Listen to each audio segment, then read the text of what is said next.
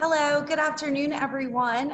Thank you for joining the Ochsner Health Talent Talk series, where we go over some of the work-life culture here at Ochsner Health, as well as some of the benefits of joining the organization and how you can grow and start your career here at Ochsner Health. I'm Morgan Falgu. I'm one of our talent acquisition managers, and today I'm going to be presenting a panel focused around primary care physician recruitment. First group of physician leaders, as well as some of our practicing physicians joining the panel today. And we're going to go through several questions around primary care as it relates to patients, as well as some of the organizational benefits of practicing with Ochsner Health. I'd like to have our panelists introduce themselves. Dr. Smith, you want to kick it off for us? Great. So my name is Victoria Smith. I'm an Associate Medical Director for St. Charles Parish Hospital and primary care in the River Region. So I have responsibility for primary care clinics across 6 different sites and hospital and clinic operations for a small community hospital. Thank you, Dr. Smith.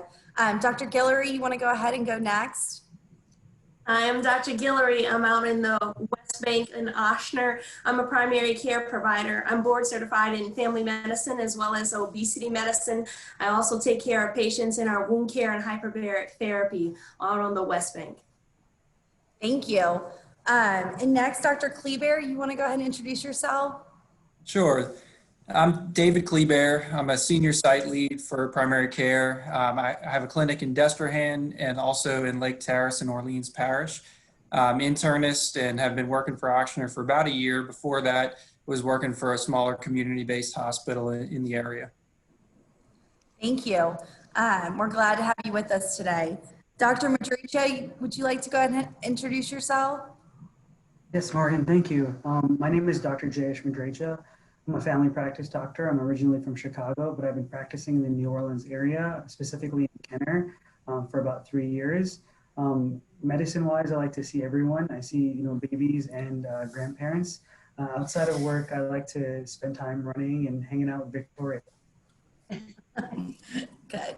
I love that. Dr. Plost, do you want to go ahead and go next? Yeah, sure. I'm Sam Plost. I'm one of the internists over at the Center for Primary Care and Wellness over at Jeff Highway site across the street from the main campus hospital. I've been with Ochsner for about a year doing outpatient medicine. I'm just kind of happy to be back in New Orleans. We just moved back from chasing my wife around while she finished her training. So we're glad to be back in New Orleans. Yes, and we are glad to have you back and working with Ochsner Health. So thank you for that. Dr. Blessy, you want to go ahead and introduce yourself? Sure. Hi, I'm Karen Blessy. I'm an internal medicine physician. I've been practicing with Ochsner for about 15 years at our Baptist location, and I'm medical director for physician recruiting, which is kind of a mouthful to say. I interact with primary care physicians who are interested in working with our system and helping them find the perfect fit within our system for them. Yes, absolutely. And it's a fantastic position that I think really helps physicians as they navigate the organization to find that perfect fit. And it's always been such a great joy working with you on these projects. Thank you. And then Melissa, you want to go ahead and introduce yourself? Sure, I'll echo that. So my name is Melissa Love. I'm Vice President for Ochsner Health Professional Staff Services, which is a fancy way to say HR for our physicians and our advanced practice providers. So I have the pleasure to work with Dr. Blessy on primary care recruitment strategies. I also have responsibility for our Office of Professional Wellbeing. So I partner with our Chief Wellness Officer to introduce well-being opportunities across the system. I've been with Ochsner for 16 years, all within an HR capacity. So it's a pleasure to get to work with both our operations as well as our physician partners. Yes, absolutely. Thank you, Melissa, for joining us. I think you have some great insight into the scope of total offerings for our physicians across the system. So we appreciate having you. So I want to kind of kick this off with Dr. Madraycha. I really want to talk through the importance of primary care in terms of patients' overall wellness and their total health. You want to kind of talk a little bit about that? Yeah, absolutely, Morgan. So I want to speak first about what I think primary care could be, and it's about kind of helping patients navigate a complex system. The healthcare system is complex and complicated. It's hard for patients and sometimes even physicians to navigate this. And a good primary care doctor can act like a quarterback to help navigate the challenges to get you to the right people and get you to the right resources, as well as helping you with your preventative care and maintenance. It's important for patients to have someone on their side so they can make an educated decision. It's especially important right now, as this pandemic has shown, as patients who don't have a primary care provider may not have the resources to get accurate information about coronavirus.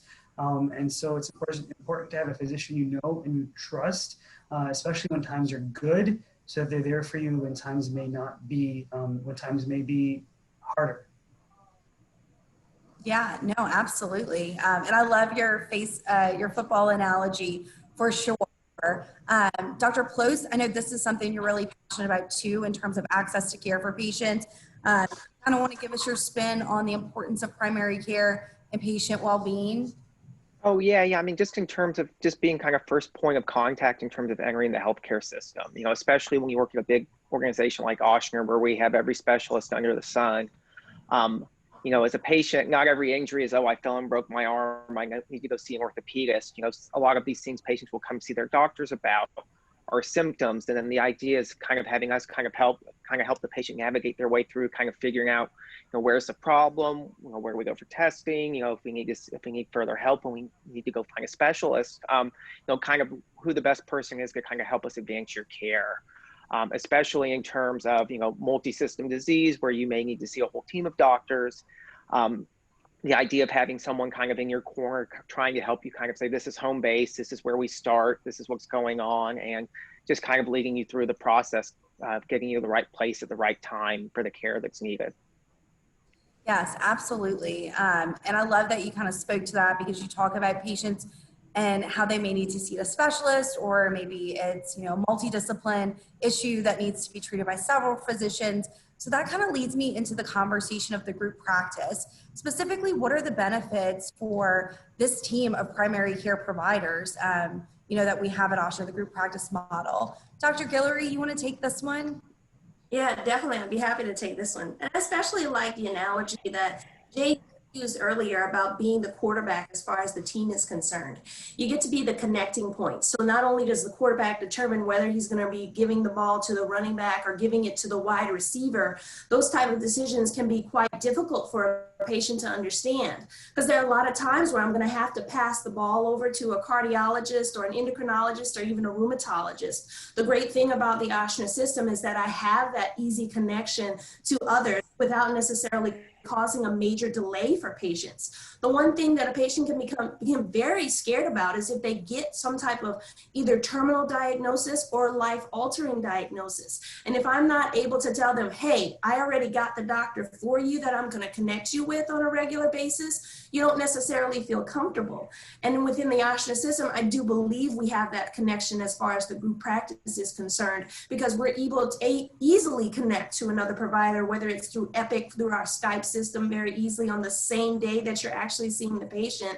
And this provides a lot of comfort. And at least for me as a providing doctor, I have a lot of comfort in that I know that I can call up a cardiologist and he's not going to shut me down, you know, as soon as I talk to him. He'll talk to me on the phone same day. And that is the best type of care that connect our patients, you know, across regions, not just necessarily in the New Orleans region, but across multiple states.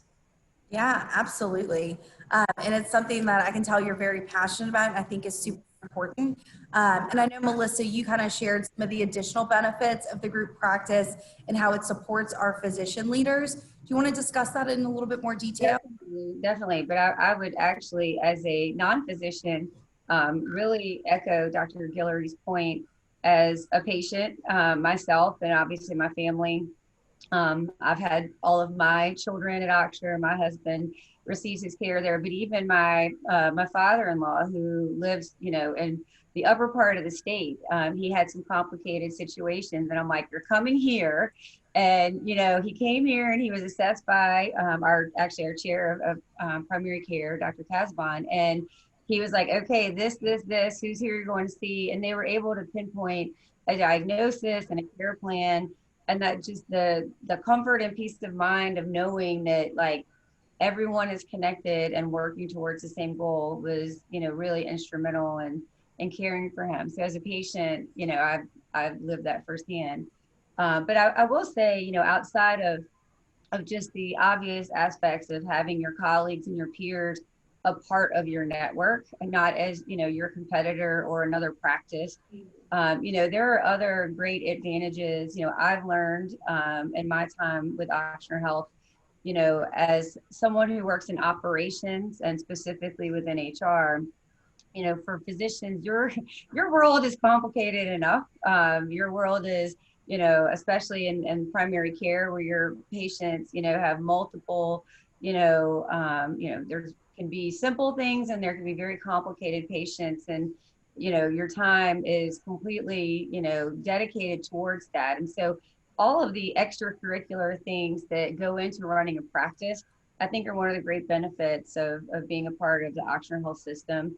And the group practice. So, you know, Epic, someone mentioned the electronic medical record, which I know some people love, some people hate. It exists, but it's nice that, you know, there are administrative people who can worry about, you know, what that looks like and does it work correctly and who's fixing it if it's not working correctly, because that's something that, you know, you have to have it. You have to have it as a physician to provide quality care and connection. But even outside of the specific things, you know, I think about business development. You know, you have a team of people who can tell you where you should go and how do you build those relationships if you're new to the region and new to the system. Marketing, public relations, but also, you know, on the scary side when it comes to compliance and legal and malpractice. So all of those things that, you know, in an individual practice you would be thinking about on your own and maybe consulting and outsourcing, you know, those are all things that become a part of your support network. So in addition to your clinical colleagues and your care teams, you also have a team of operators and administrators who are here to make sure your practice runs as efficiently as possible. Melissa, I think that's such a great point, and I think it's one that as practicing physicians in the group practice, I think we tend to take that for granted. There's so much that is available to us from, you know, the Epic support person that I can just pick up the phone and call. All of our online classes, our business development skills for our physicians, if you so choose, leadership skills. I mean, there's so many things that are provided. I think you don't realize what the resources that we have and the ease of practice it creates. And I think having this be a physician-led organization where there are physicians at all levels of the business hierarchy as well helps keep things running in such a way that makes it a better place to practice. It's not, you don't feel like you're being told what to do. You feel like you have people supporting you to get done what you need to get done. And I love that, Dr. Blessy. I think, you know, you and Melissa both talked heavily about the teams, right? And how maybe as a patient, you only see the physician and some of the clinical staff that support you during your visit, but there are huge teams across the system that are making sure that we can be the best that we can be for our patients, our community. So I think that's a very, very great point. And I appreciate you both discussing that. I kind of want to pick up on that though and continue talking about teams, specifically the teamwork environments that you guys experience every day within your smaller teams at your clinic sites. You know, teamwork is one of our Ochsner core values and something we pride ourselves on. So I definitely want to hear how you guys are experiencing that in your daily work lives here at Ochsner Health. And Dr. Kleber, I know that you're new to the organization within the last year, so I kind of want to start with you and what has been your overall experience with teamwork? Yeah, so, you know, that's been one of the most impressive things in the time I've spent with Ochsner so far. You know, before you think of your team as the doctor, the nurse, the medical assistant, the front desk, and it probably starts and ends there. But since joining Ochsner, I've realized that it can be so much more than that.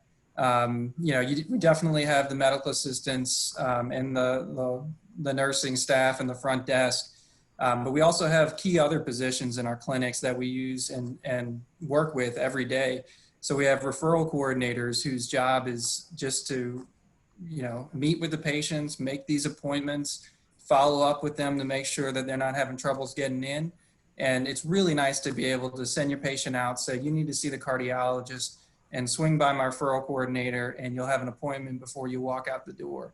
I think it improves, the patient's compliance with going to the appointments, but also it just improves their sense that we're actually caring about what we're doing, as opposed to just handing them a phone number and saying, call them and just tell them that you need an appointment.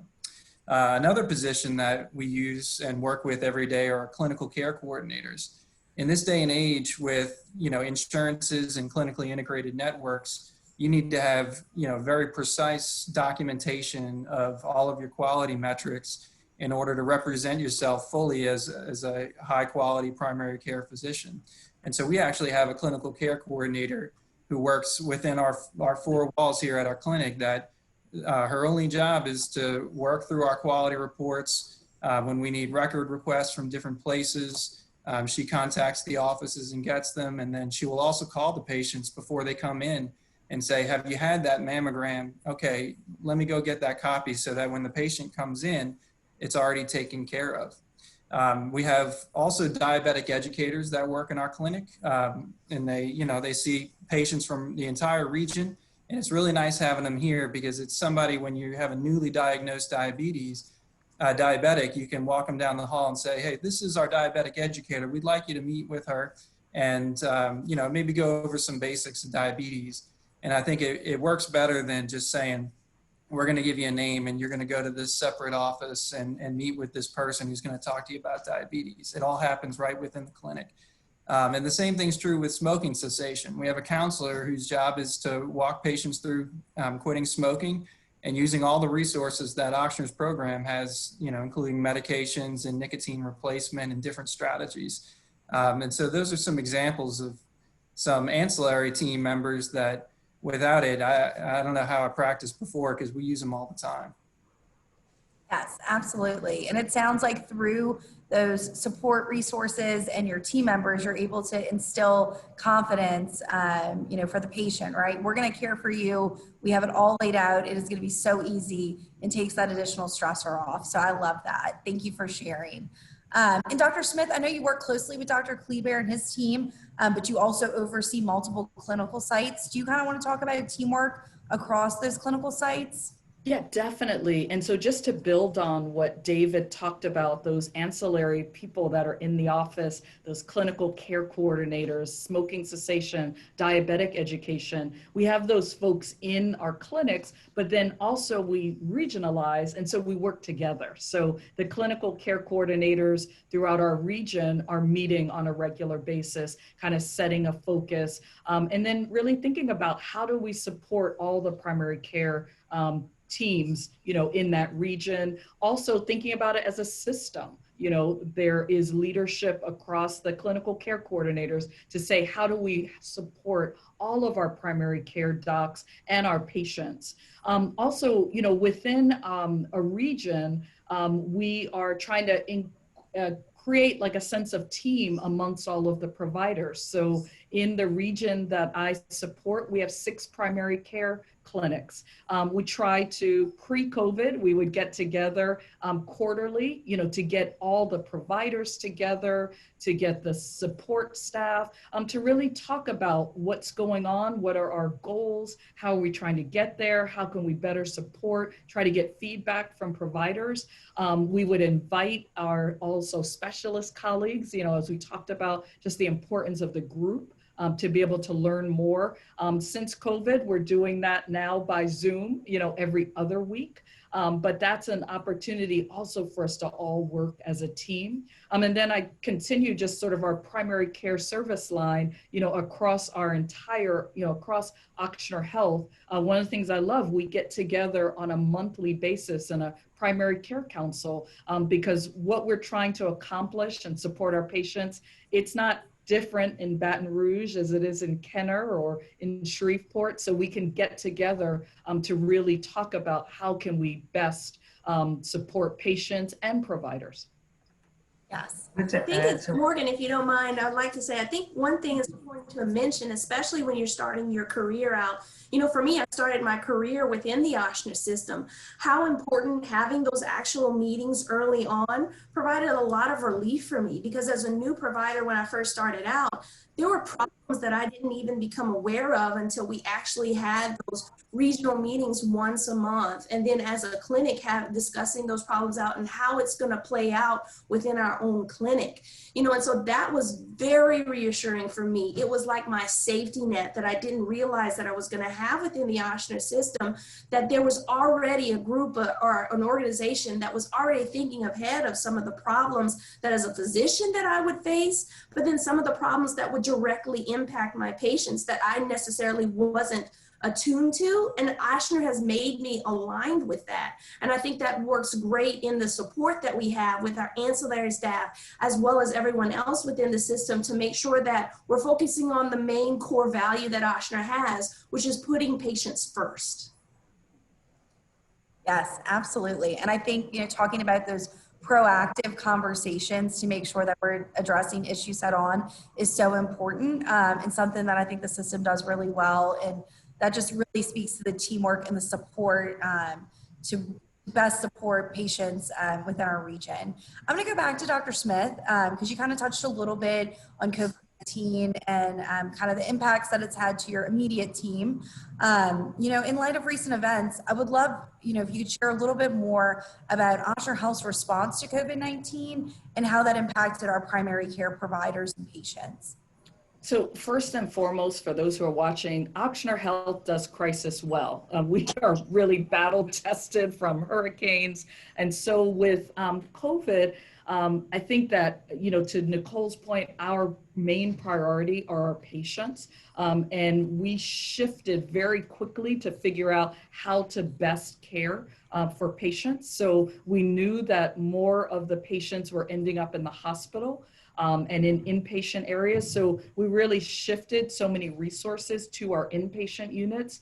We had staff and physicians who were cross-trained to go into the inpatient unit. I'm so proud of, you know, almost every doc in our region said, hey, I haven't done inpatient in a while, but hey, I'm ready to go. What do I need to do? And then we had some of our primary care physicians go into the hospital to support. Also, you know, as it was in the early stages, we really didn't know what to do on the outpatient side, but immediately knew that until we better understood this disease, we needed to keep people out of our clinics and to keep them safe. And so one of the things that was great was we were already looking at doing more virtual care. And one of our incentives for this year, for 2020, we wanted to encourage every primary care physician to do at least 2 virtual visits. During COVID, we were probably doing 20 a day. And that was just such an amazing shift. It allowed us to have seamless care for our patients. But going back also to that theme of team, you know, I remember days where I would see providers in a room with an iPad or their cell phone doing a virtual visit. And then you would hear the clinical support staff being virtual geniuses, teaching people, this is what an app is. This is how you download it on your phone. I'm sure everybody's going, yes. So to be able to support that huge transition, not only for providers, but for patients. Also, you know, as we were going through, we did drive-through testing. We launched community testing sites for those who were asymptomatic. Ochsner Health really has a strong focus on innovation and education and research. So, you know, all throughout we were doing research on prevention, treatment, epidemiology, which was then directing what we were doing. We had amazing, I think, support for our providers and employees through just absolute constant communication. We were never short on PPE. And I'm so proud to say, because of, focusing on our patients and our people. We never had to cut anyone's salary. We never furloughed anyone. We've just worked on redeploying people. And so, I think that we can be so proud of our response and our support of everyone across the board. Yes, absolutely, Dr. Smith. And I think you brought up some really great points about redeployment and virtual visits. I definitely want to hear from some of our physicians that were working on the front lines. I know, Dr. Madraycha, you spoke with me a little bit about your increase in virtual visits. Do you want to share your experience during the pandemic caring for primary care patients? Yeah, first of all, I want to say that it's definitely a volunteering, not a voluntold, which I really appreciate. So I was one of the physicians that Victoria asked if I would be willing to work in the hospital. And, I did say yes, but it felt very good to know that it was, that it was a choice, not something I had to do. I think obviously all of us became doctors because we want to help people. And this is probably the greatest public health challenge in any of our lifetimes. So I think me and most of my colleagues were, happy and willing to go, but it was definitely a conscious decision. And of that being a choice, I do appreciate. The other thing is, working in a primary care clinic is usually very busy. It's bustling. There's, patients, there's family members, there's caregivers. We're seeing 17, 20, 25 patients a day. And then COVID kind of put a halt to a lot of that in some sense. And it kind of changed the way that we practice, and it changed the way that we, our daily lives professionally. But during all of these changes, we were kind of very well educated. So we were given, daily updates from both staff and via email. We were given access to the newest guidelines because the guidelines were changing very quickly. We, as people have stated multiple times, very quickly shifted to telemedicine, because just because there's, an infection going on doesn't mean that the diabetes magically goes away, or the high blood pressure magically goes away, or the heart disease magically goes away. And so we're able to shift from, seeing people in clinic to shifting to seeing people over the phone, doing audio visits, doing telemedicine visits. The medical students used to be in our clinics helped set up a online or a phone bank where patients were given a phone number, and if they had questions about coronavirus, they could call the phone number and they could be given, clinical directions by someone with some clinical experience instead of everyone calling the clinic right away. Once the pandemic continued to progress, we were given more resources. So we had different testing facilities, so we didn't have to go through the state and wait on hold. The first day I tried to get a test, the state of Louisiana, I was on hold for like 35 minutes before I got through to someone. Now there was an order in Epic that was very quickly placed, and then my staff knew how to schedule that order at a site or a facility or an urgent care, so then someone could go and get tested. When we realized that some people got tested, had no symptoms, and quickly deteriorated, they set up vital signs testing. So people who were continuing to have symptoms could get their oxygen levels checked. And if their oxygen levels were low, then they could be seen by a clinician. And if the clinician deemed it necessary, they could be sent to the emergency room. So we had all of these resources that I think Nicola's talked about, Victoria's talked about, and David's talked about as us being part of a team.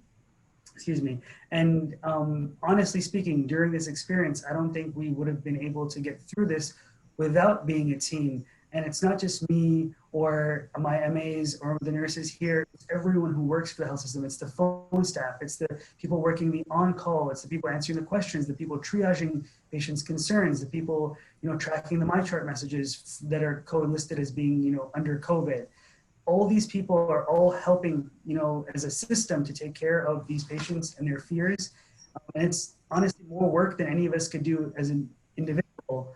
And so to help the team, to have a team helps us kind of manage and treat and care for patients in a timely and appropriate manner.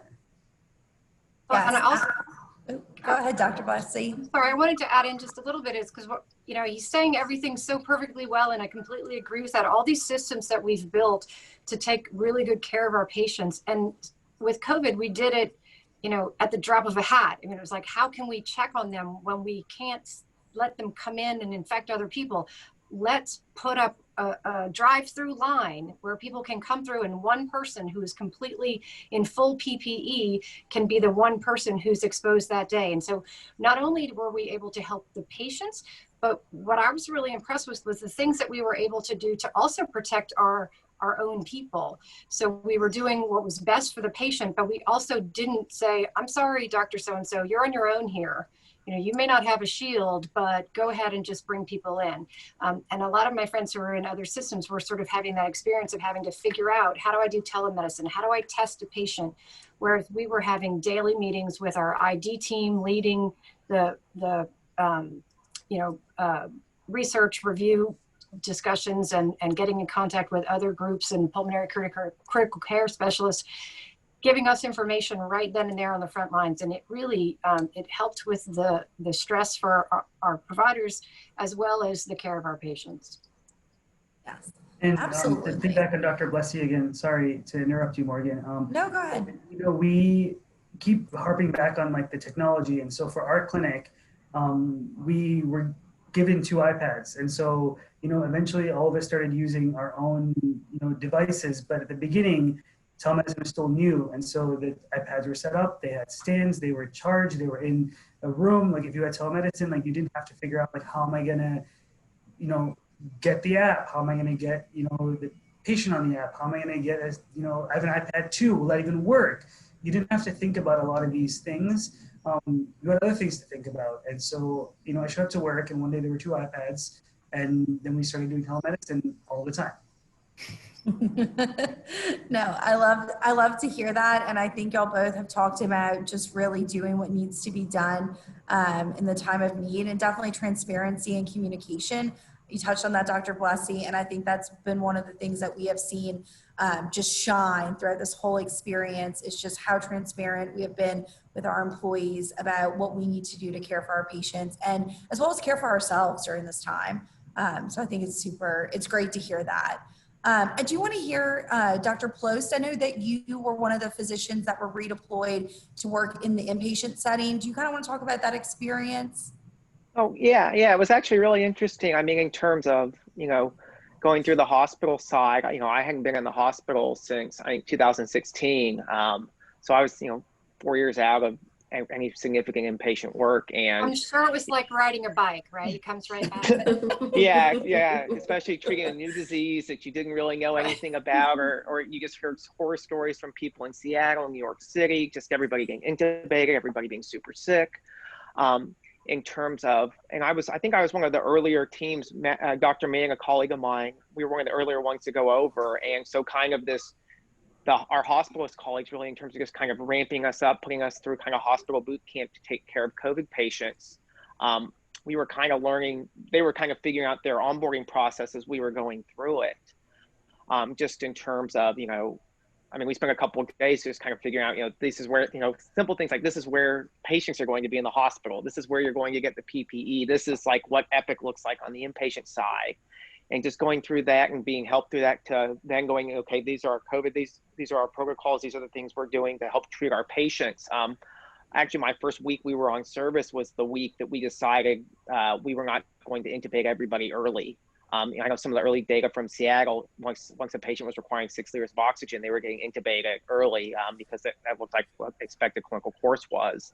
But, you know, some of the providers here are, I think I forget which of our critical care providers, I guess there are several of them, in terms of coming up with, you know, this doesn't make sense. You know, these patients are being intubated for 2 weeks, and we really pivoted, changed. I mean, like, you know, we were on a week, off a week, and the week you finish, the week you come back, you're doing things very differently. It went from, like I said, everybody requiring more than 6 liters of oxygen was getting intubated to, you know, using all these other non-invasive tools that, you know, most of which I used, you know, a couple months here and there. Just the amount of support in terms of kind of helping with clinical decision-making, kind of flow through the hospital stuff. Also just in terms of facilitating care as patients are transitioning through the system was super helpful. I mean, just in terms of, you know, we tend to get in the outpatient side, you can kind of get siloed to your clinical site, you know, everything that happens there. You know, patients go to this hospital or they go see this person, and you kind of have an idea of what that looks like, but actually doing it and getting to see the faces and knowing who you're working with, you know, when my patients that have been hospitalized come out of the hospital, you know, I'm getting a message from the hospitalist that I got to know through my time in the hospital, saying, hey, we saw so-and-so, you know, they went home, they were on oxygen, they're on the surveillance program where they're checking vitals a couple times a day. You know, there's someone calling to check on them. You know, they weren't looking so great when they left. You may need to check on them sooner. And just in terms of the collegiality and just in terms of helping with patient flow, it was just, I think in terms of having us go back and forth, just helped really facilitate information as things were going across the board, as patients were coming in the hospital, then not being, you know, managing a lot of these patients at home. Just between the hospital side, the former critical care side, the emergency room side, and the outpatient side, just in terms of, you know, when patients come, you know, this is what they look like, this is where we need to go, and just kind of helping them go to the right spot, whether it's go to a testing site to get tested, okay, go quarantine at home until we hear back, or yes, you're positive but doing well, isolate at home, or you're someone that needs to come into the hospital. There was just a lot of kind of learning and changing on the fly, and it just in terms of just from a system standpoint, it worked well. You know, I felt very comfortable very quickly in terms of going back through, and again, as my patients that have been through that experience now, as they're coming back to see me on the outpatient side, it helps me kind of get a better grasp of what they've gone through, and then in terms of kind of what their care looks like and kind of where we're going as we continue to get further into this and as patients continue to recover. It's just kind of getting to see the whole 360 picture that we don't always get to see when you're working in an ambulatory setting all the time. Yeah, no, absolutely. And we definitely appreciate you pivoting your care and just being so flexible to go into the hospital and support our staff there. So absolutely thank you for that. And I think it does bring a different perspective to all of our clinicians, what that experience was like. So definitely appreciate that. So we talked a lot about, just now, Dr. Plost, you covered this, about teaching and learning, and you know how we were learning something one week and then pivoting our practice plans to accommodate for that. And I think that's something that Ochsner does really well, just research-based decision making and incorporating education into everything that we do, just all across the board. And I want to just talk a little bit more about how important that is in primary care for our providers, and maybe what are some of the specific opportunities that you guys have had as practitioners to get additional education while being a part of Ochsner, as well as ways that you, or I guess times when you've been able to be a part of the education for medical students or other clinicians that are rotating through our sites. Dr. Madraycha, I know that you help facilitate medical students in your clinic. You want to kind of start us off with this question? Yeah, absolutely. Thank you, Morgan. So like you said, medicine is all about change, and you have to kind of keep medicine in life. So you have to keep kind of learning new things and being comfortable with that. And Ochsner allows me to learn and grow in kind of an organized manner rather than just trying to figure it out all on my own.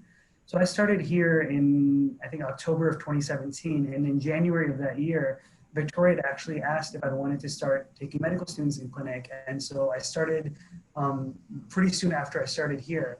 And I take students between 2 or 3 half days a week. And as time has grown on, I've gotten kind of more and more involved with like the teaching. I've taken them for more days. I've actually become the site lead to help coordinate their education at the Driftwood Clinic.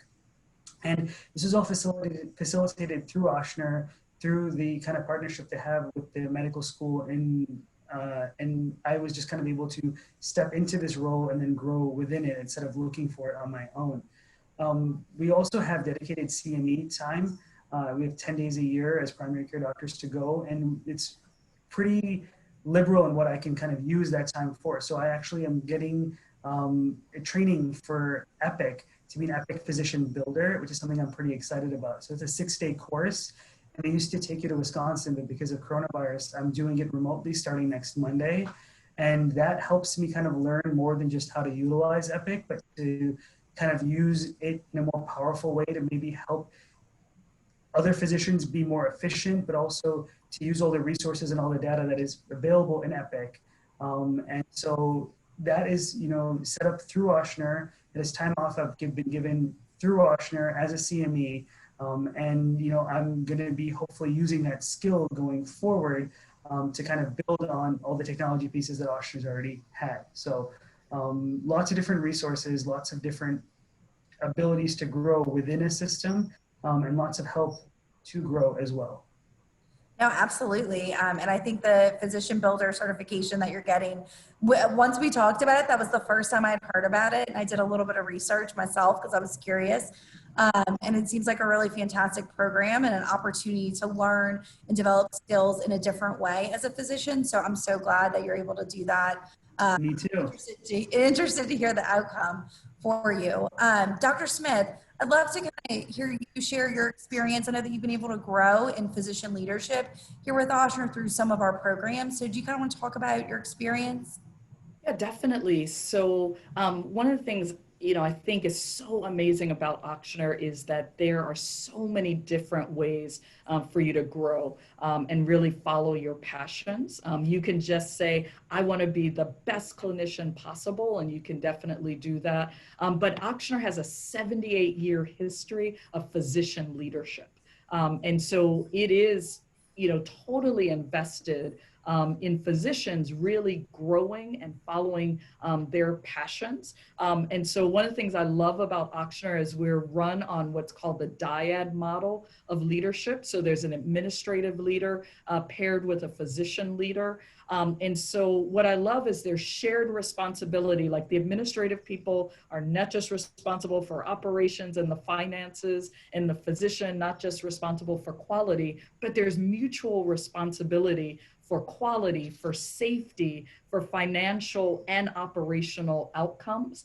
And I love that we're becoming even more clearer about opportunities for physicians to join physician leadership. So in primary care, we have now site leads, we have senior site leads. We also have opportunities for folks who are more interested in quality to really pursue that, because it really takes kind of everybody's passion to make everything run. Also, as a health system, our health board, I'm very proud of, 1/3 of the governing board members are actually physicians, and Karen and I are both members of the board, so we're very excited about that. But when we've gone to events with other health system boards, there might be one or two. So it's very striking how important physicians are in the governance and leadership.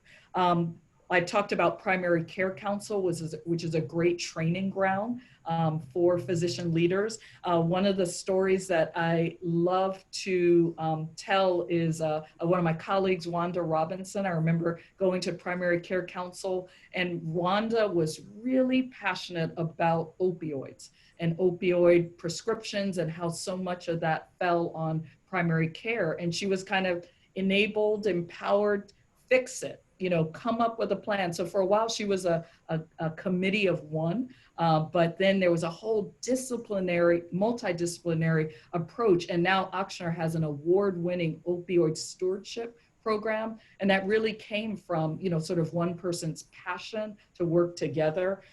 There are external and internal leadership development opportunities twice a year. We have system leadership meetings in which all of our physician leaders, as well as any supervisors and above, get together. We're probably now almost a 27,000 person company.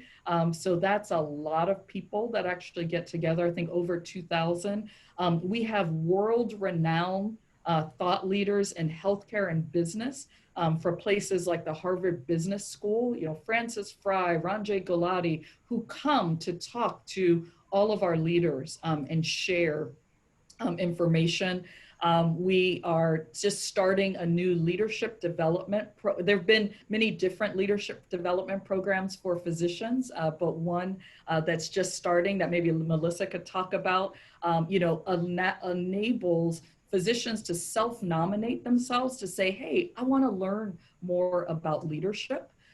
There's also a program with Tulane that we've partnered with. And then there's opportunities for people to be nominated to external programs. And then last thing I just want to share, we have business resource groups. And that's another opportunity for physicians as well as frontline employees to get leadership.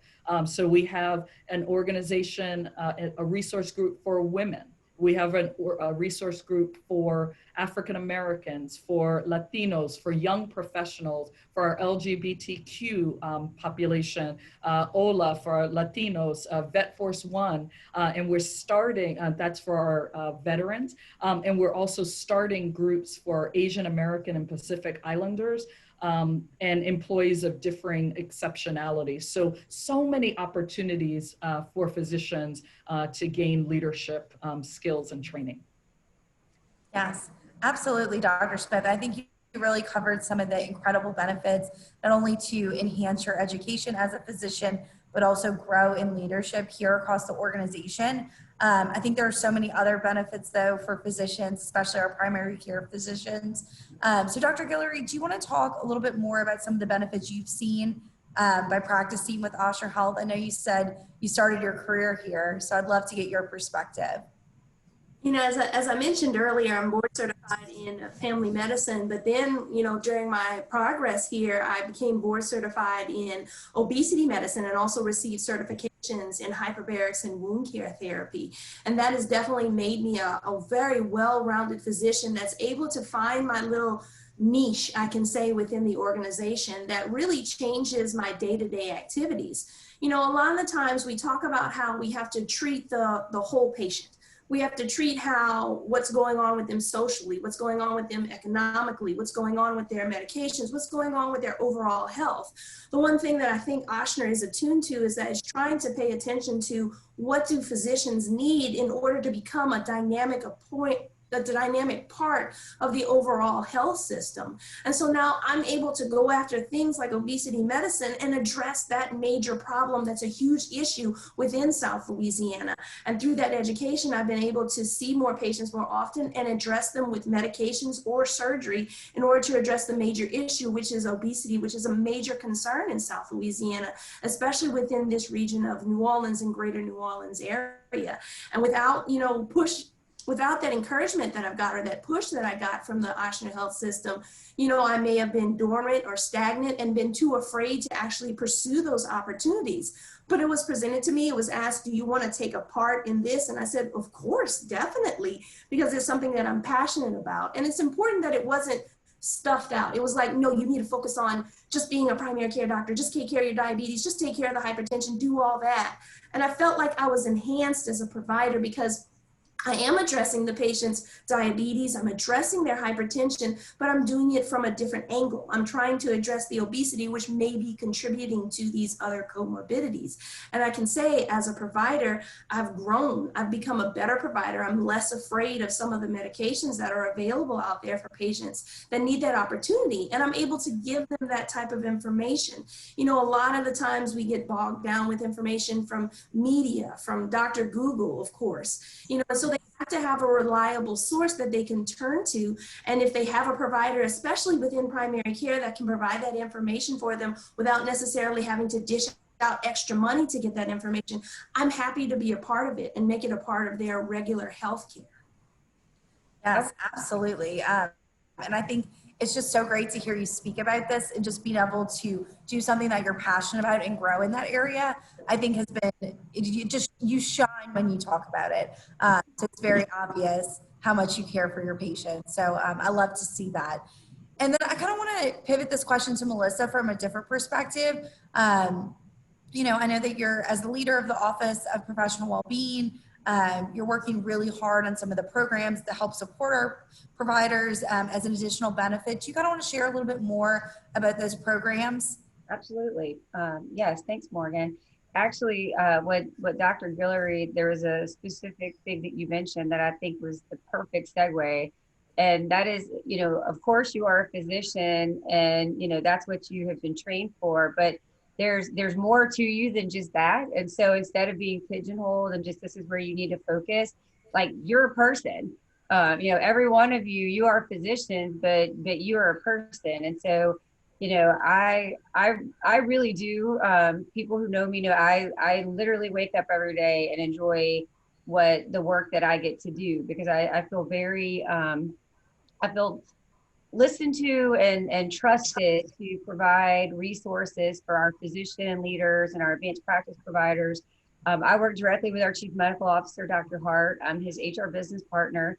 And so throughout the course of my time in this role, I've had the opportunity to say, hey, I get lots of questions about coaching. I get lots of questions about leadership. I get, these are the things coming through. So when we're talking about the whole person, not just the clinical, practitioner, there's more to this that people either want the education on or, want to have more involvement or learn more about. And so we've really, especially in the last 3 years, we spent a lot of time looking at our physician leader development, our advanced practice provider development, and saying, okay, great, what do we keep? What are we missing?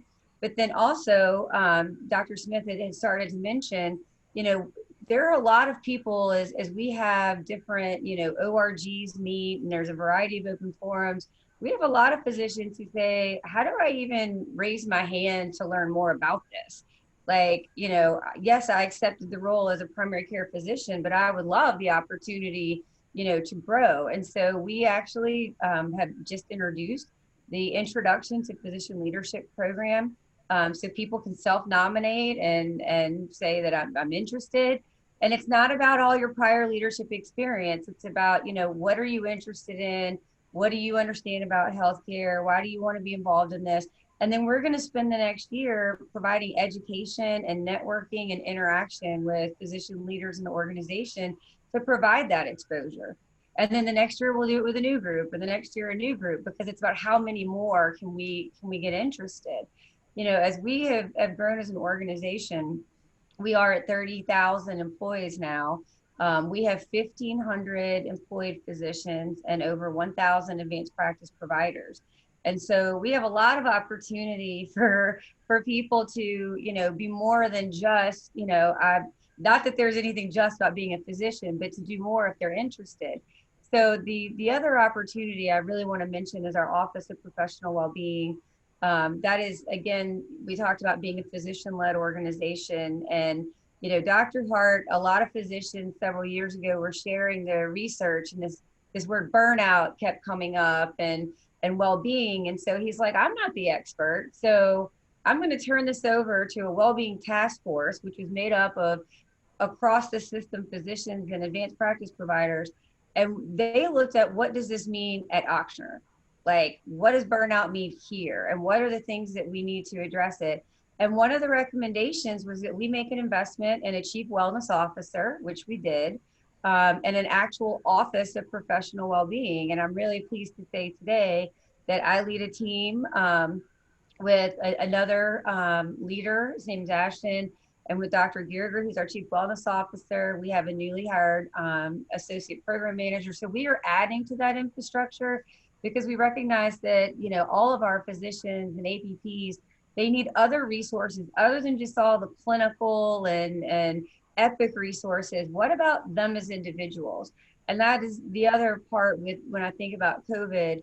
I wasn't treating patients, but my job very quickly became treating physicians. And so we set up an Ochsner, a COVID staff support line, so that people could call if they were concerned or scared or nervous, so that they could get directly connected to behavioral health. We did decompression zones on the unit. We took over the waiting areas because we didn't have visitors, and we made it areas where people could go and decompress after a shift. We had resources available from our therapy and wellness group.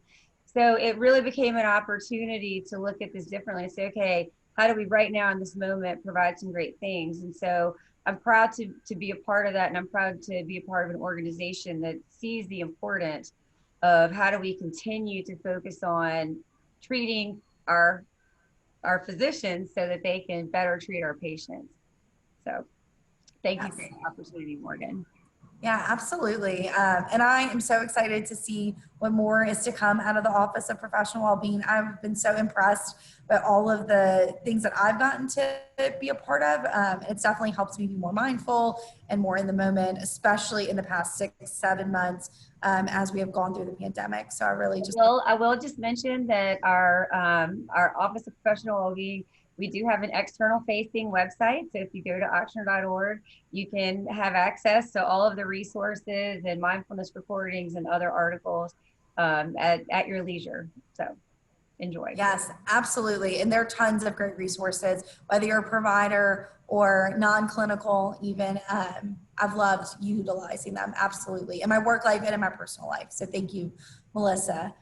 You talked about the Office of Professional Wellbeing and just overall wellness of the person. I think one other thing that we often hear commonly said is work-life balance. And I feel like when you're looking at jobs specifically and you're going through the interview process and you're considering a career, making a decision towards a career, and as a provider where you want to practice, I think work-life balance is something that is top of mind. And Dr. Guillory, you touched on it a little bit, but I kind of want to hear a little bit more about your perspective of work-life balance as a provider at Ochsner Health. So when you originally, go in deciding that you're going to be a physician, you're going to pick the type of job that you actually want to work, or the system that you want to be a work with, or the private practice that you want to be a part of, there's always this understanding that you're going to be wearing multiple hats. Sometimes you'll be wearing 12 hats at one time. The thing that has been beneficial, at least with my work-life balance, is that some of that hat has been really distributed amongst, and I know that David can definitely talk about this too, because he's had previous experience with a different type of health system. And in that, sometimes you're expected to do so much, but there's only so much that you can do as an individual. I mean, there's 24 hours in a day, but you want to be a productive person within that time frame, within that 8 to 10 hours that you do work actually in that 24 hours. And so I feel like Ochsner has that system just built in, just things that we've mentioned already, things like our clinic care coordinator that attains a lot of records for our patients, that gets our patients scheduled for those needed procedures like a mammogram or a colonoscopy, or getting their foot exam done, or getting them in to see their podiatrist. It provides a way so that I can actually continue to focus on my patient when I'm in the room with the patient, because we don't get a lot of time with them. We get maybe 20 minutes out of a day to spend with one patient. And if you're lucky, you see that patient 3 times out of the year. So that means I only really have an hour in a total of 365 days in order to make a pivotal impact on that patient. And becomes more important for me to focus on what they need at the time that they're actually seeing me in the office. But if I'm already being pulled in another direction to do something as far as obtaining other types of blood work, making sure that I'm putting out fires as far as the administrative aspect of it, I love the fact that Ochsner does give me the opportunity to focus on my patient. And then at the end of the day, I know that I finish up my notes and I can go home.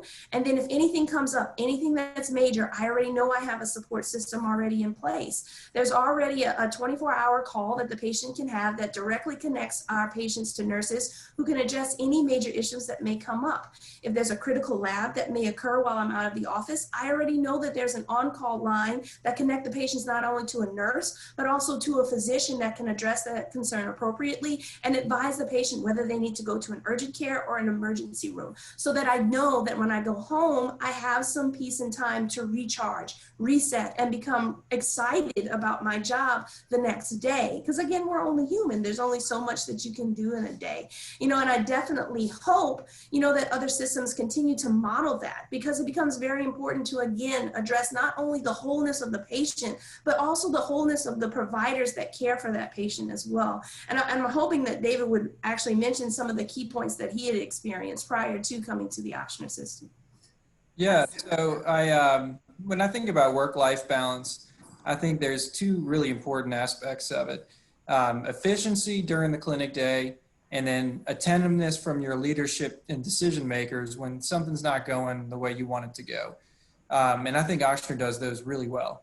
So efficiency in the clinic day, we kind of already talked about it a little bit earlier, is when you have, a robust electronic medical record with, instantaneous communications with specialists through, the chat functions within Epic, when you have all the support staff around you that are just, doing a lot of the grunt work for you, you can really focus on seeing your patient and, the other aspects of provider-based panel management in primary care, because it's not just seeing the patient and walking out of the room. It's so much more than that, with inbox message refills and everything. And, Ochsner has developed a lot of systems. For instance, they're piloting and rolling out, an Ochsner refill clinic where they pair you up with a pharmacist and manage some of the non-controlled and routine medication refills, as long as your patient meets within a certain criteria. but it's really going to take a lot of the workload, and that makes you more efficient during the day, so that at the end of the day, you can go home. I mean, I have 4 young kids, and the last thing I want to do is roll in, in the evenings and flip open my laptop and, finish the rest of my notes and answer the rest of my messages. My time at home is important, and I want to make sure that my work during the day is good, but it's complete. And so that when I go home, I'm not carrying it with me. And then the second thing, what we talked about was attentiveness to the physicians. As far as if something's going wrong, you want to know that somebody's going to listen to you, and somebody with the ability to make those decisions. Victoria mentioned the strong amount of physician leadership in the discussions. The people sitting at the table, a third of those people are physicians, and it really filters down to the very providers in these individual clinics. One of my partners was having a little bit of concerns during COVID about bringing home the virus to her young children, and we had another one with an elderly family member in the home. And everybody was really concerned. We're here to take care of patients, but we also have our families and our loved ones as well. And, based on those discussions, shortly after we brought it up to our administrators, they rolled out this telemedicine platform. And that was a perfect solution for us to take care of healthy people, limit the number of healthy people and sick people commingling, and just give us some time to figure out how's the best way to approach this. And, I've worked in a couple of other institutions, and in the past year, I've realized that Ochsner's ability to identify individual physician concerns and really help craft their practice around what they need. It's impressive because of how big the system is, but they do a really good job in doing that. And with those two things, I think, the focus on reducing physician burnout and improving your work-life balance, it's a winning combination. Yes, absolutely. And I think you touched on a little bit about having leadership, just kind of know what is needed and be able to help guide those conversations. I know Dr. Smith, as a physician leader over several clinic sites, you talked with me about the importance of ensuring that physicians make work-life balance a priority. Can you share some of that with us? Yeah, and what I think is great is really trying to check in with your physicians to see how things are going, what are their needs, what are their concerns. I personally, when I started at Ochsner in 2001, I was 8 months pregnant. And, there was a generous maternity leave. I think I worked for like 4 weeks. It's kind of a blur. And then went out on maternity leave. And when I came back, I have a 4-year-old son, and I have a 2-month-old that I'm actively breastfeeding. And my leadership at that time worked to give me time for pumping, so that I could continue to breastfeed. I happen to be the person who tends to hire lots of fertile women. So people are always going out on maternity leave. And, I remember one provider, this was her first child. And, as we talked about her coming back, it was like, okay, we're going to need to give you pumping time. And that wasn't even something that she had thought about that she would need. And so that, I think, as physician leaders, like to Melissa's point, I think we're also trying to care for the caregiver as well. And so also, I think at Ochsner, there's an opportunity to have flexibility with your schedule. So we have, folks who are full-time, but maybe they start early in the morning, or they're people who are full-time but maybe go into the evening. So there's opportunities not to just be a Monday through Friday 8 to 5 provider. And there's opportunities as your life changes to change how much you are. Maybe you were full-time and now you really need to be part-time, to have a day off during the week to take care of your family. And so I feel like also our role as physician leaders and what we try to do is to really be checking in with providers to find out if their needs are changing and how we can help. I think also our generous CME and vacation policy also allows people to recharge, and we try to say, please use your time so that you can be the best that you can be to take care of patients and be a great team member. And if I could comment too, just on that, I wanted to also say how Ochsner is really great at trying to make it fit so that you can fit into the system. So you can become like this very kind of odd shaped puzzle piece, but Ochsner also finds a way for you to fit that puzzle piece in. So like one of the things that I would like to mention was this Ochsner Anywhere care.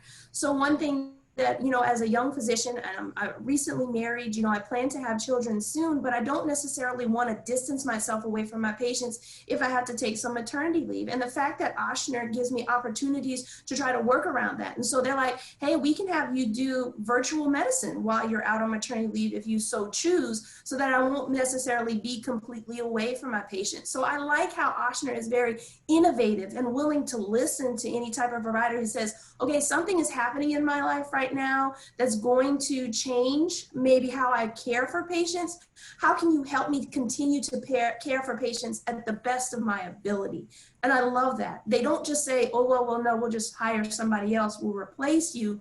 No, we're going to fit you into our system because the way you're practicing medicine is helping other individuals. And I love that. I think it's one of the best aspects within Ochsner Health.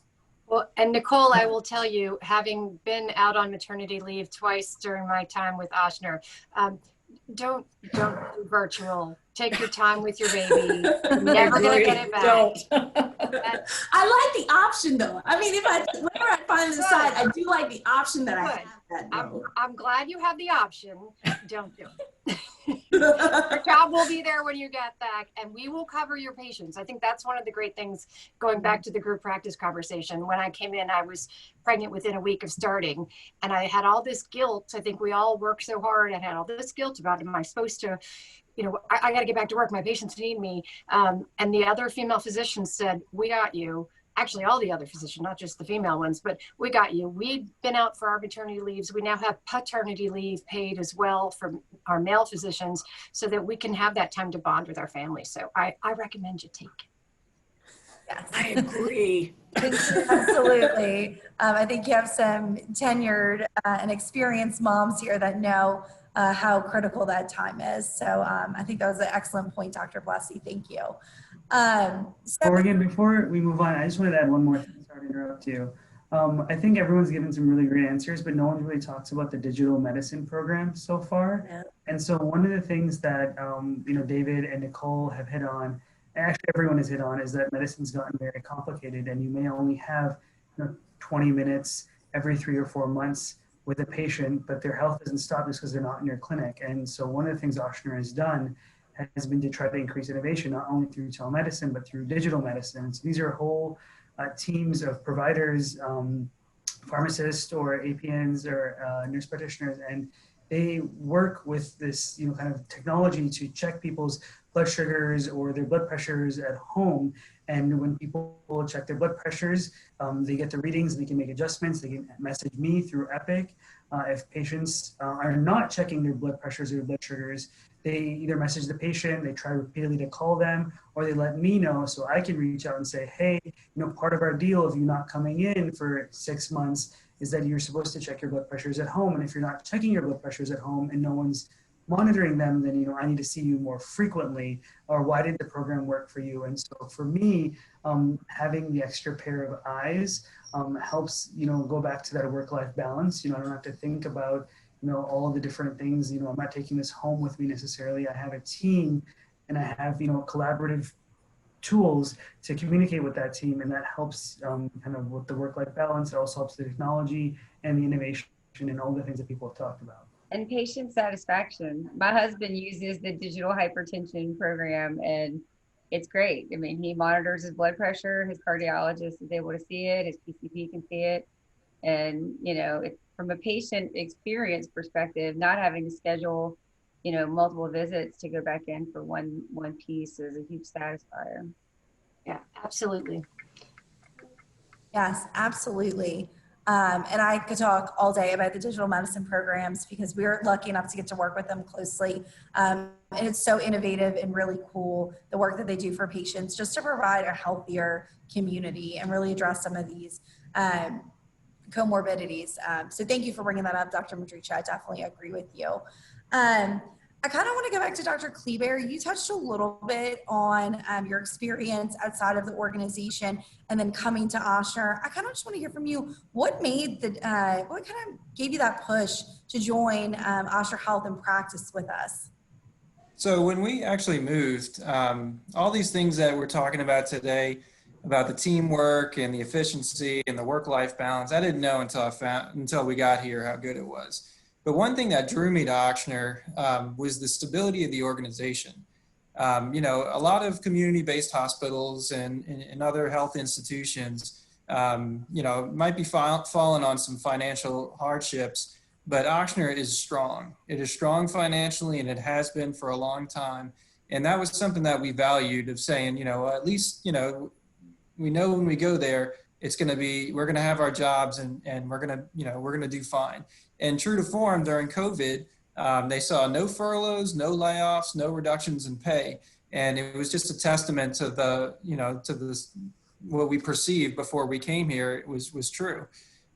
It's a big organization, and it has a lot of resources, things that smaller hospital systems just can't have because they don't have a far enough reach. Between all of the ancillary facilities that we talked about, the digital services, the telemedicine, everything's at your fingertips. But one thing I'll tell you about, when my patients who have followed me over here, they've been really surprised that Ochsner, as big as it is and as far-reaching as it is, really provides an intimate level of care to the patient itself and himself or herself. How they do that? By compartmentalizing the scope and the size of this place and making it feel to the patient that this care is for me. That has been a very repetitive comment and something that multiple of my patients that have followed me over from our other institution to Ochsner have shared with me, that they've been very impressed with the intimate level of care despite the largeness of the system. Yes, I think that's a fantastic point, and really something that I think everyone needs to consider. If you're thinking about coming on board to Ochsner, the incredible scope of resource that we have, since we are such a large organization, but the ability to practice in an intimate setting and have that intimate relationship with your patients and make them feel, you know, they are very special to you and part of your practice. And just hearing everyone talk today, it's very clear how important your patients are, right? And they are such a critical part of why you get up every day and you come to work. So I love to hear that. And I think you just said that perfectly, Dr. Kleber. So thank you for that. I kind of want to wrap up by talking a little bit about the current opportunities for our any interested physician that wants to join our primary care team. So Dr. Blessy, we kind of want to talk through some of the current opportunities and how someone who's interested in joining the organization can get more information. Sure. I do want to start with saying one of the reasons that Ochsner is so big and so successful is because we are forward thinking. All the way back from Katrina, you know, wiped everything out, and they were thinking, how do we move forward and hire physicians? Not, oh my gosh, how do we make payroll? And that has been a persistent thing all the way through. And I think our focus now, as you're hearing, is really about our culture and how to take care of our patients as well as our providers. And I think that's why we've been so successful and why we continue to grow. And David, I'm glad you've had that experience yourself and that your patients are feeling that too. The interesting thing with primary care, our system has been very dedicated to building our primary care group as we've grown and keeping us well resourced and provided for so that we can provide for patients. The interesting thing that's come out of that is that the job has changed a lot. We still have a lot of our regular outpatient primary care jobs, the types that most of us on this call hold, where we see patients in an outpatient clinic. We have the support of the group practice and all of our resources that we've talked about.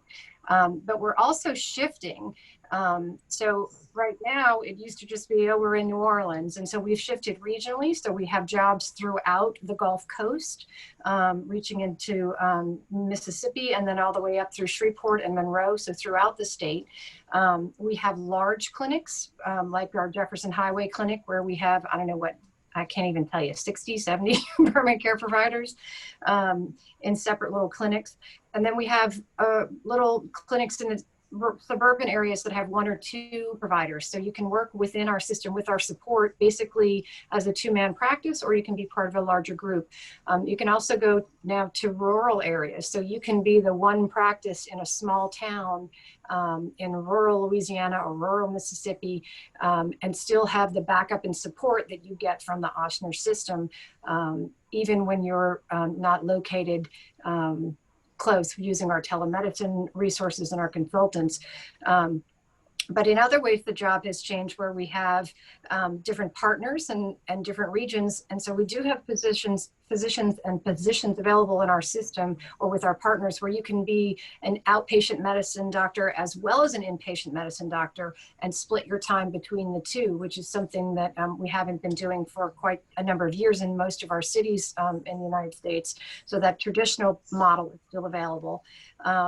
And then in addition to that, we've developed some what we call our MedVantage clinics, which is to serve specifically the Medicare population. And so those physicians within our system are usually, they're within our footprint in our clinic, but they have a separate clinic setup where they have fewer patients, more support, and the ability to handle their walk-ins. They have much more of a focus on the complex elderly patients, people who need more wraparound services. So you don't have that situation of feeling you only have 20 minutes to take care of this 90-year-old with oxygen tank and diabetes and multiple other comorbidities.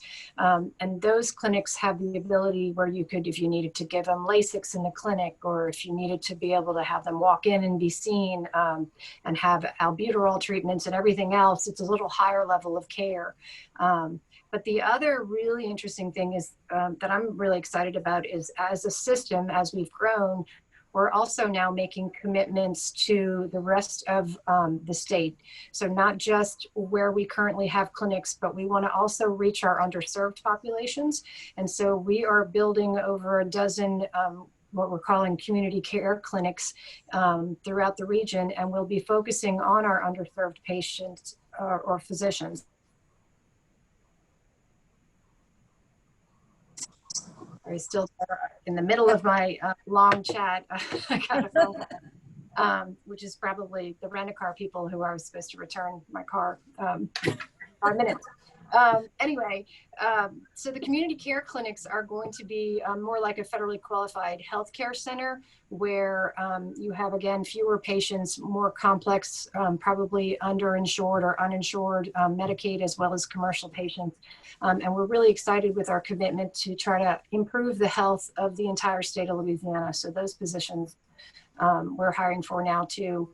And then our other option is in Northern Louisiana with our joint venture with LSU, Shreveport and Monroe. We have positions that are academic positions as well as outpatient medicine positions. So you can be involved with teaching residents, which you cannot here, but not to the extent that they do there. So you're actually academic faculty there and involved with the residency programs and seeing outpatient stuff. So it's really a very large opportunity, and I don't think most people realize how many different ways you can practice medicine within our footprint. Yes, absolutely. And I think it's just so great to hear all of that with the growth of the organization, the opportunities that are becoming available for providers. So definitely thank you for sharing that, Dr. Blessy. That's all the questions that I had for the panel today. I don't know if anybody had any last minute comments that you want to add or things you want to jump in on before we sign off. I just wanted to add on to what Karen shared about our commitment as Ochsner Health to really improving the health of the state. You know, Louisiana tends to be number 49, 50 for really great health outcomes and you know, really low for those and number 1 for the bad things. Nicole talked about obesity and our rates of diabetes. And I feel also so empowered and energized to be part of an organization that said over the next 10 years, let's go from number 50 to number 40. which will be a huge jump. And so everything that we do every day, everything that I do every day, it's like, wow, I am working not towards just the patients who are seen at Ochsner, but as Ochsner Health's footprints grows, we have the ability to absolutely influence the health of an entire state. And so that is just so exciting to be part of. I did want to make one last comment too on that. Being that I am a young African-American female from the state of Louisiana, it is so important to me that there is an organization out there that is trying to make a difference across the entire state. When I was 14 years old, my dad died at the age of 55 from coronary artery disease. And in my mind, I always thought if there was something that was better out there to help him, would he have lived for a longer time period? So I am proud to be a part of an organization that is actively making an effort to improve the health in those who have the largest number of health disparities in the entire state. And I'm excited to be a part of that. And I trust it. And so that's something that, not every person can say. I'm from Church Point, Louisiana. There's less than 5,000 people that live there. And so to have an organization that says that I care about that little town in Louisiana is the best thing that I could ever be a part of in my life. No, and thank you for sharing that. And I think, Dr. Giller, your passion, it shines, absolutely. So I appreciate those sentiments and those comments from you, from all the physicians. So I really just want to thank everybody. This has been a very informative discussion for me, but also just really great to connect with you and hear everyone talk about their passion. It's very obvious how much you care for your patients. I cannot say that and stress that enough. And it means so much to me as not only an employee of Ochsner, but a patient here as well. For those joining who are interested in learning more about how you can join this fantastic team of physicians, you can go to ochsner.org/physicians to learn about all of the opportunities and how you can join this fantastic team. If you're interested in joining more Talent Talks in the future, you can connect with us through our Facebook page, Careers at Ochsner Health, where you will see these posted on a weekly basis. Thank you again, everyone, for joining us, and I hope you have a great evening.